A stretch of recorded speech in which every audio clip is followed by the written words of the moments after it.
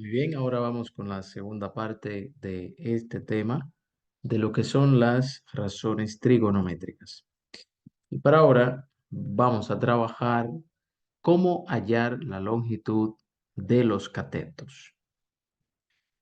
Tenemos el siguiente ejemplo, una superficie triangular justo a uno de los lados de una edificación será utilizada para un jardín. Se sabe que C es igual a 20 y se quiere que el ángulo es igual a 20,5 grados. ¿Cuál es la longitud de los catetos de este triángulo?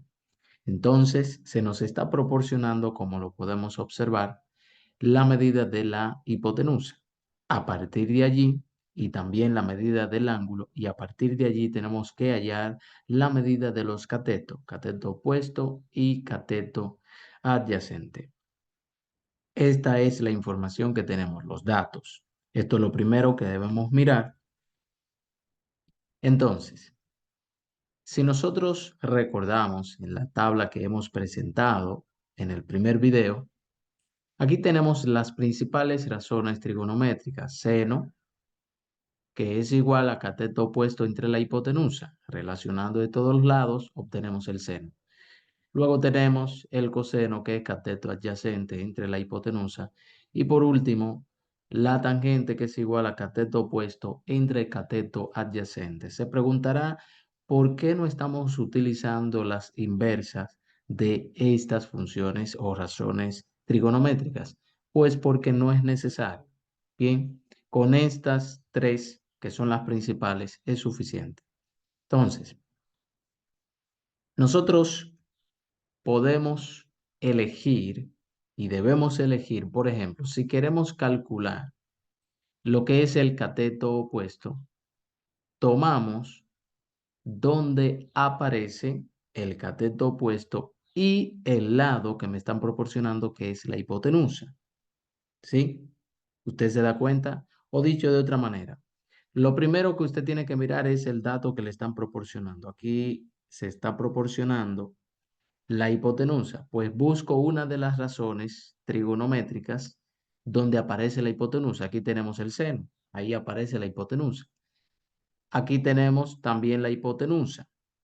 Bien, pero como queremos calcular el cateto opuesto, busco una función trigonométrica donde aparezca la hipotenusa y el cateto opuesto. También usted podía tomar primero el coseno, donde aparece el cateto adyacente y la hipotenusa, pero esta se tomaría en caso de que se fuera a calcular el cateto adyacente, como lo vamos a hacer más adelante. Por el momento vamos a trabajar con cateto opuesto. Entonces, vamos a sustituir. Tenemos que el seno del ángulo, ya sabemos que el ángulo es 20 grados, sustituimos, aquí lo ponemos, 20,5 grados. Es igual a cateto opuesto. No conozco el cateto opuesto, así que lo dejo así mismo. Lo represento CO. Esa es simplemente una abreviatura. Y luego dice debajo, entre la hipotenusa. Sabemos que la hipotenusa vale 20. Ahora aquí hacemos un despeje. Este 20 que está dividiendo con el cateto opuesto lo pasamos multiplicando con el seno de 20,5. Y entonces, si multiplicamos asimismo la calculadora, seno de 20,5 por 20 es igual a 7. De manera que tenemos que el cateto opuesto al ángulo vale 7 metros. Bien, ahora tenemos que calcular este lado de aquí, que es el cateto adyacente, utilizando la fórmula de el o la función o razón, como se prefiera llamar, la función de el coseno. ¿Por qué? Porque la función del coseno tiene cateto adyacente y además también tiene el valor de la hipotenusa. Entonces, hacemos lo mismo. Despejamos. Este 20 que está dividiendo lo pasamos multiplicando. Se parece mucho al anterior.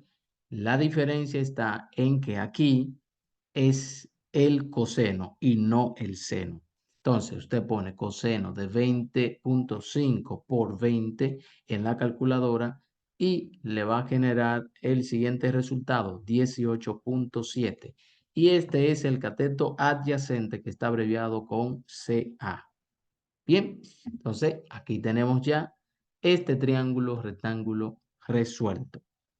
Siempre que a usted le estén pidiendo estos elementos, entonces usted utilizará este método. He aquí una de las múltiples funciones, utilidades que tiene el tema de las razones trigonométricas.